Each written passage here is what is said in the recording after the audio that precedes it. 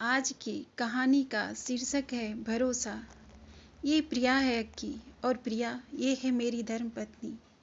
अजय ने प्रिया से अपनी पत्नी अखिला का परिचय कराया। नमस्ते। प्रिया ने दोनों हाथ जोड़कर अभिवादन किया। नमस्ते, बैठिए ना, अखिला ने प्रिया का स्वागत करते हुए कहा। यद्यपि अखिला के मन में अजय के शब्द चुभ गए। भला ये कौन सा तरीका है प्रिया से परिचय कराते समय पूरा नाम लेने में उन्हें कौन सा कष्ट हो रहा था। यदि वे अक्की के स्थान पर अखिला कह देते तो इसमें इनका क्या घट जाता। अजय ने प्रिया का नाम कितने प्यार से लिया और उसका क्या सोच रही हो अक्की, प्रिया को चाय वाय नहीं पिलाओगी क्या। अजय ने अखिला को टोका। वह झेंप गई। उसे लगा कि उसके इस अनमने व्यवहार पर क्या सोचेगी प्रिया। अभी लाती हूँ। वैसे प्रिया जी, आप क्या लेना पसंद करेंगी, गर्म या ठंडा। अखिला ने अपने विचारों से उबरते हुए पूछा। कुछ भी ले लूँगी जो आपके लिए सुविधाजनक हो, प्रिया ने सौम्य भाव से कहा। ऐसा है तो अक्की पहले नींबू की चाय ले आओ। प्रिया को दूध की चाय पसंद नहीं है। एम आई राइट प्रिया, तुम्हें आज तक मेरी पसंद नापसंद याद है। स्ट्रेंज, प्रिया ने खुश होते हुए कहा। प्रिया और अजय बातों में व्यस्त हो गए। अखिला चाय नाश्ता बनाने रसोई में चली। उसके हाथ यंत्रवत काम कर रहे थे, किंतु मन में एक भास चुभी थी। अजय ने कभी किसी दूसरे के सामने यह नहीं कहा कि अखिला को क्या पसंद है, क्या नापसंद है। कौन जाने अब उसे अखिला की पसंद नापसंद याद भी है या नहीं। प्रिया भी कितनी खुश हो रही थी यह जानकर कि अजय को उसकी पसंद नापसंद आज तक याद है। लेकिन इसमें प्रिया का क्या दोष, उसे तो खुश होना ही चाहिए। कौन नहीं चाहता अपने पुराने मित्र की स्मृतियों में रहना। लगता है अजय भी यह जता देना चाहता है कि वह प्रिया को भूला नहीं है, अन्यथा अजय प्रिया के आने की सूचना देते समय कल ही प्रिया के बारे में हर आवश्यक जानकारी दे सकता था। क्या वह आज भी प्रिया से उतना ही प्यार करता है जितना कि पहले करता था। अखिला का हृदय कांप उठा। उसने अपने सिर को झटकते हुए इस भयावह विचार से छुटकारा पाने का प्रयास किया। क्यों भाई अक्की, चाय बनी कि नहीं। अजय की पुकार सुनकर अखिला हड़बड़ा गई। ला रही हूँ, अखिला ने उत्तर दिया और केतली में चाय छानने लगी। अखिला जी, थैंक यू, चाय बहुत अच्छी है। ऐसी ही चाय की आवश्यकता महसूस हो रही थी मुझे। आपके हाथ में तो जादू है। चाय की चुस्कियां लेती हुई प्रिया ने अखिला की प्रशंसा करते हुए कहा। छोड़ो भी प्रिया, अक्की की यूं तारीफ मत करो, वरना तुम तो वापस चली जाओगी और ये मुझ पर अपने हुनर की रौब गांठती रहेगी। अजय ने हंसकर कहा। हाँ प्रिया जी, भला मैं तारीफ के काबिल कहाँ। प्रिया ने झलबुन कर कहा। बात हंसी मजाक की थी, लेकिन अखिला उसे हंसी मजाक में नहीं ले सकी। प्रिया के सामने उसे कम करके दिखाने का अजय का यह प्रयास एक ओछी हरकत के समान लगा। माना कि प्रिया अजय की पुरानी प्रेमिका है, लेकिन इसका मतलब यह तो नहीं है कि वह अपनी पुरानी प्रेमिका के सामने अपनी पत्नी को नीचा दिखाने लगे। अखिला को वहां अब और बैठ पाना कठिन लगा। आप दोनों बातें कीजिए, तब तक मैं खाना बनाती हूँ। यह कहती हुई अखिला उठ खड़ी हुई। प्रिया से पूछ तो लो कि वह क्या खाना पसंद करेगी। अजय ने अखिला को टोका। इनसे क्या पूछना, आप ही बता दीजिए कि ये क्या खाना पसंद करेंगी। आपको तो इनकी पसंद नापसंद अच्छी तरह याद है। जी, मैं खाना नहीं खाऊंगी। मुझे जहाँ ठहरना है वहीं एक छोटी सी डिनर पार्टी भी रखी गई है। आप व्यर्थ में परेशान ना हो, प्रिया ने संकोच भरे स्वर में कहा। डिनर में तो अभी बहुत देर है, तब तक क्या आप भूखी रहेंगी। कुछ न कुछ तो खाना ही पड़ेगा। अच्छा, पनीर पकौड़े कैसे रहेंगे। अब तक अखिला को भी अपने गलत व्यवहार का आभास हो गया था। उसने अपनी अभद्रता पर पर्दा डालते हुए प्रिया से पूछा। पनीर पकौड़े बहुत बढ़िया रहेंगे, मुझे तो बेहद पसंद हैं। अखिला रसोई घर में आकर पनीर पकौड़े बनाने में जुट गई। साथ ही उन बातों को याद करने लगी जो अजय ने उसे रानीखेत में बताई थी। विवाह के बाद अजय और अखिला हनीमून पर रानीखेत गए थे। वहीं अजय ने एक दिन अपनी गुजरी जिंदगी के पन्ने पलटते हुए बताया था कि वह अपने साथ पढ़ने वाली एक लड़की प्रिया से प्यार करता था। वह उससे शादी करना चाहता था, लेकिन उसके माता पिता को वह पसंद नहीं थी। कारण सिर्फ इतना था कि वह विजातीय थी। अजय ने अपने माता पिता को मनाने का बहुत प्रयास किया। उसने तो यहाँ तक की धमकी दे डाली कि यदि उसे विवाह करने की अनुमति नहीं दी गई तो वह घर छोड़ देगा और अपने माता पिता से सदा सदा के लिए नाता तोड़ लेगा। स्थिति की गंभीरता देखते हुए प्रिया ने ही अजय को समझाया कि उसका यह कदम उचित नहीं है। माता पिता को दुख देकर वह खुश नहीं रह सकेगा, साथ ही वह भी जीवन भर स्वयं को अपराधी अनुभव करती रहेगी। प्रिया ने स्पष्ट शब्दों में जता दिया कि जिस प्रकार उसके अपने माता पिता उसके लिए आदरणीय हैं, उसी प्रकार अजय के माता पिता भी उसके लिए सम्माननीय हैं। वह उनके दुख की नींव पर अपने सुख का महल खड़ा करने की कल्पना नहीं कर सकती है। अजय को पहले तो उसकी बातें बहुत बुरी लगी, लेकिन फिर उसकी बातों की गहराई समझ में आते ही उसने प्रिया का कहना मान लिया। बस उस दिन से दोनों के रास्ते अलग हो गए। अजय ने प्रिया से नाता तोड़ लिया, किंतु वह उसे भुला नहीं सका। विवाह के बाद कई माह तक अजय के होठों पर प्रिया का नाम आता रहा। अखिला अपने पति के मुख से पराई औरत का नाम सुनकर भी यह सोचकर चुप रह जाती कि वियोग का यह घाव धीरे धीरे बढ़ जाएगा और एक दिन अजय को सिर्फ अखिला का नाम याद रह जाएगा। हुआ भी यही। अजय का मन धीरे धीरे अखिला में ही रमता चला गया। ईसा और ईशान के जन्म लेने के बाद तो अजय प्रिया का नाम ही भुला बैठा, किंतु यह सच नहीं था। अजय के अंतर मन में प्रिया के प्रति लगाव आज भी यथावत था। इस सच्चाई का एहसास अखिला को कल उस समय हुआ जब अजय ने चहकते हुए स्वर में सूचना दी थी प्रिया आने वाली है। उसी क्षण अखिला के मन में झंझावत उड़ने लगा था। प्रिया अजय के जीवन में दोबारा क्यों आ रही है? क्या जरूरत है उसे अजय से मिलने की? यदि वह इस शहर में अपने कार्यालय के काम से आ रही है तो अपना काम करे और चली जाए। अजय से मिलकर पुरानी यादें ताज़ा क्यों करना चाहती है? क्या वह अजय को उससे छीन लेना चाहती है? नहीं नहीं, ऐसा नहीं हो सकता। अगर प्रिया अजय को पाना चाहती तो वह पहले ही उसे छोड़ती क्यों? अपने पुराने मित्र या पुराने प्रेमी से मिलने की ललक हर किसी में होती है, फिर प्रिया के मन में यह ललक क्यों नहीं हो सकती? न जाने कितने प्रश्न और उत्तर अखिला के मन मस्तिष्क में आते जाते रहे।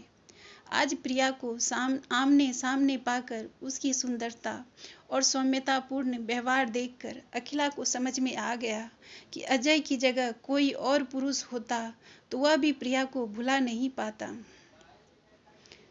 पकौड़े तलते तलते अखिला ने तय कर लिया कि वह अब किसी प्रकार की अभद्रता का प्रदर्शन नहीं करेगी। वह अजय और प्रिया को टोकेगी भी नहीं। यदि अजय और प्रिया ने एक दूसरे से मिलने का निर्णय लिया है तो वे परिस्थितियों को भी भली भांति समझते होंगे। अजय नहीं तो कम से कम प्रिया पर तो भरोसा किया जा सकता है। यदि उसे अखिला का घर उजाड़ना होता तो वह कब का उजाड़ चुकी होती। कल चलो ना, तुम्हें वन विहार घुमा लाता हूँ, अजय प्रिया से कह रहा था। नहीं, रहने दो, वहाँ शेर भालू देखने कौन जाए। प्रिया ने कनखियों से अखिला की ओर देखते हुए उत्तर दिया। अरे नहीं, बड़ा अच्छा लगता है वहाँ, आप अवश्य घूम आइए। पकौड़ों की प्लेट मेज पर रखते हुए अखिला ने कहा। एक बार अजय ने उसे बताया था प्रिया को वन और वन्य प्राणियों से लगाव है। स्पष्ट था कि वह अखिला के कारण वन विहार जाने से मना कर रही थी। ठीक है, मैं एक शर्त पर जाऊंगी कि आप भी मेरे साथ चलेंगी, प्रिया ने कहा। मैं खुशी से आपकी शर्त मान लेती, लेकिन ईशान और ईसा की परीक्षाएं चल रही हैं आजकल, सो मेरा जाना तो संभव नहीं है, लेकिन आप दोनों जरूर हो आइए।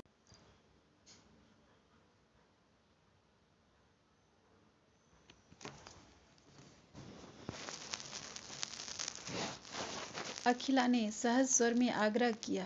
प्रिया उसके इस आग्रह पर चौंकी। संभवतः अजय भी चकित हुआ, किंतु अखिला के चेहरे पर छाई सहज मुस्कान को देखकर दोनों आश्वस्त हो गए। लगभग 4 दिन प्रिया उस शहर में ठहरी। अजय प्रिया की आवभगत में ही लगा रहा। वे दोनों वन विहार गए, सिनेमा देखने गए, रेस्तरां में खाने खाने गए। प्रिया का साथ पाकर अजय तो मानो समय का बंधन ही भी भूल बैठा। तीसरे दिन की बात है। अजय ने शहर के सबसे प्रसिद्ध रेस्तरां में प्रिया को रात्रि भोजन कराने का निश्चय किया। उसने अखिला से भी आग्रह किया, किंतु अखिला ने अपने पूर्व निश्चय पर अड़ी रही। उसने ईसा और ईशान की परीक्षाओं का बहाना करके खाने पर जाने से मना कर दिया। अजय प्रिया के साथ डिनर पर गया। रात्रि 12 बजने को आए, लेकिन अजय घर वापस नहीं आया। अखिला का विश्वास डगमगाने लगा। वह अपने मन से यह पूछने को विवश हो गई कि वह अजय और प्रिया को छूट देकर कहीं आग से तो नहीं खेल रही। इस पर उसके मन ने उत्तर देकर शांत कर दिया कि अगर आग लगनी ही होगी तो उसकी सहमति अथवा असहमति से कोई फर्क नहीं पड़ेगा। घड़ी का कांटा जैसे जैसे आगे खिसकता गया, वैसे वैसे अखिला का अंतर्द्वंद बढ़ता गया। रात के लगभग 2 बजे अजय घर लौटा। अखिला ने कोई प्रश्न नहीं किया, किंतु अजय ने खुद ही बताया कि रेस्तरां से लौटते समय उनकी कार खराब हो गई थी, जिसे ठीक करवाने में इतनी देर हो गई। एक बार तो अखिला के मन की शंकाओं ने सिर उठाने का प्रयास किया, किंतु उसके विश्वास ने शंकाओं को निर्ममतापूर्वक दबा लिया।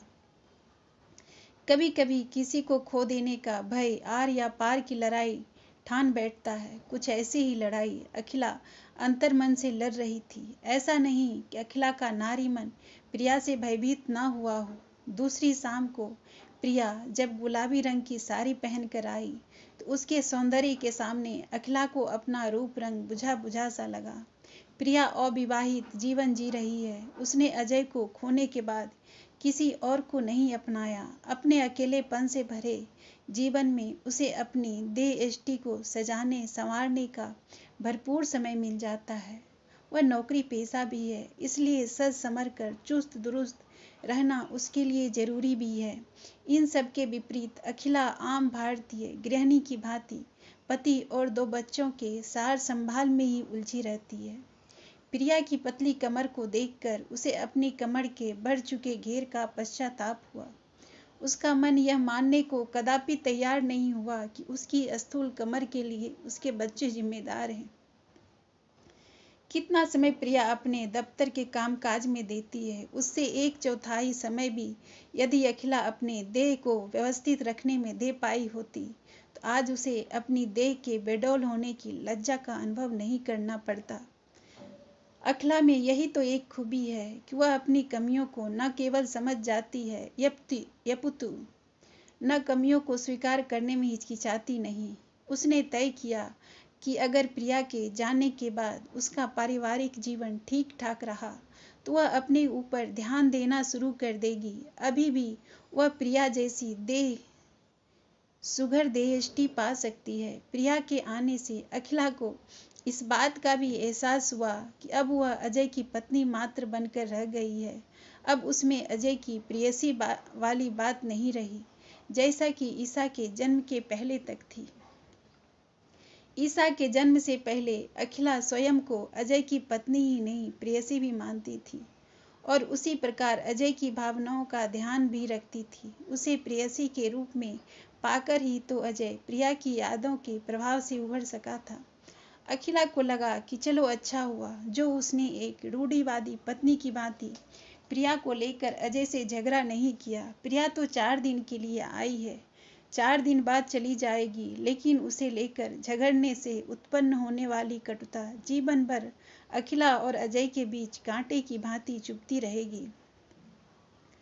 अगर वह पराई औरत 4 दिन के लिए उसके अजय से अपनत्व पा भी लेगी तो उस पर कौन सा पहाड़ टूट पड़ेगा। एक पत्नी के लिए अपने मन को समझाना बड़ा कठिन होता है, किंतु अखिला ने यह कमाल कर दिखाया। उसने अपने मन को अपने बस में रखा और 4 दिन व्यतीत होने की प्रतीक्षा करती रही।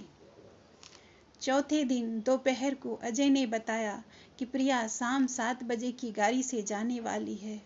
चूंकि 6 बजे तक उसकी मीटिंग चलनी है, अतः उसे मीटिंग स्थल से सीधे रेलवे स्टेशन जाना पड़ेगा। अजय ने यह भी बताया कि प्रिया ने जाने से पहले अखिला से मिलने की तीव्र इच्छा जाहिर की है, अतः उसे प्रिया से मिलने चलना होगा।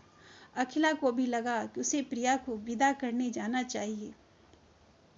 वह शाम को 6 बजे अजय के साथ रेलवे स्टेशन जा पहुंची। कुछ ही पलों में प्रिया भी आ गई। मुझे विश्वास था कि आप अवश्य आएंगी, प्रिया ने अखिला को देखकर उत्साहित होते हुए कहा।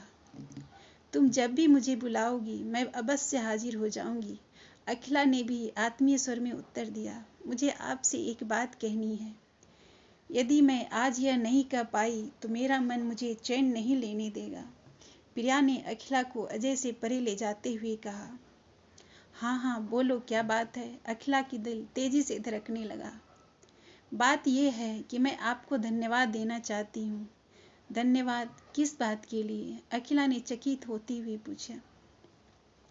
अजय और मुझ पर भरोसा करने के लिए, मुझे अजय के साथ 2 पल बिता लेने देने के लिए। अखिला जी, आप विश्वास रखिए कि हमने आपके इस भरोसे को तोड़ा नहीं है। सच तो ये है कि जहाँ मनाही हो वहीं इंसान ताक झांक करता है, जहाँ तानाशाही हो वहीं विद्रोह सिर उठाता है। जब आपने हम दोनों पर विश्वास किया तो हम भला आपके विश्वास को कैसे तोड़ते। कहते कहते प्रिया का गला भरा आया। मैं तुम्हारी भावनाएं समझती हूँ प्रिया। अगर मैं यह कहूँ कि मैं तुमसे जरा भी भयभीत नहीं हुई तो यह सरासर झूठ होगा, लेकिन यह पूरी तरह सच है कि मैं अजय को तौल लेना चाहती थी। मैं यह प्रमाणित होने देना चाहती थी कि अगर अजय अपनत्व की सच्ची भाषा जानता है तो वह तुम्हारे और मेरे दोनों के साथ न्याय कर सकेगा, वरना तुम ही नहीं कोई भी प्रिया उसे मुझसे छीन सकती है। मैं कहाँ कहाँ उसके पीछे भागूंगी। एक पत्नी को अपने पति पर महज अधिकार जमाना ही नहीं बल्कि उस पर विश्वास करने भी आना चाहिए। आखिर हर रिश्ते अवैध नहीं होते, अखिला ने प्रिया को समझाते हुए कहा। मुझे खुशी के साथ साथ गर्व का अनुभव हो रहा है अखिला जी कि अजय को आप जैसी पत्नी मिली। आज तक मैं यही सोचकर किसी और को अपना नहीं सकी कि मैंने अजय को ठुकराकर उसके साथ अन्याय किया है। अब मेरे मन में अजय को लेकर किसी भी प्रकार की चिंता नहीं रहेगी। अब मैं अपराध बोझ से मुक्त होकर किसी को अपना जीवन साथी बनाने के बारे में विचार कर सकती हूँ। प्रिया ने अपनी बात पूरी ही की थी कि गाड़ी के रवाना होने की सीटी बजी। चलो प्रिया, गाड़ी रवाना होने वाली है, अजय ने पास आते हुए कहा। अच्छा, चलती हूँ अखिला जी, प्रिया मुस्कुराई और लपक कर ट्रेन में सवार हो गई। उसके चढ़ते ही गाड़ी चल पड़ी। जैसे ही कोई मिले जरूर बताना, अखिला ने प्रिया को आवाज़ देते हुए कहा। बिल्कुल, सबसे पहले आपको ही बताऊंगी, प्रिया ने भी तुरंत जवाब दिया। कौन मिल जाए? किसकी बात कर रहे हो तुम लोग? अजय ने चकित होते हुए पूछा। है कोई कहीं? जब मिल जाएगा तब वो मुझे बताएगी और मैं तुम्हें, कहकर अखिला खिलखिला कर हंस पड़ी। उधर गाड़ी ने गति पकड़ ली। तुम औरतों की बातें ईश्वर ही समझे, अजय ने झुंझलाहट भरे स्वर में कहा। अजय की झुंझलाहट देखकर अखिला का मन शरारत से भर उठा। आखिर उसके भरोसे की जीत हुई थी। उसका अजय उसके पास था, किसी पराई औरत के पास नहीं।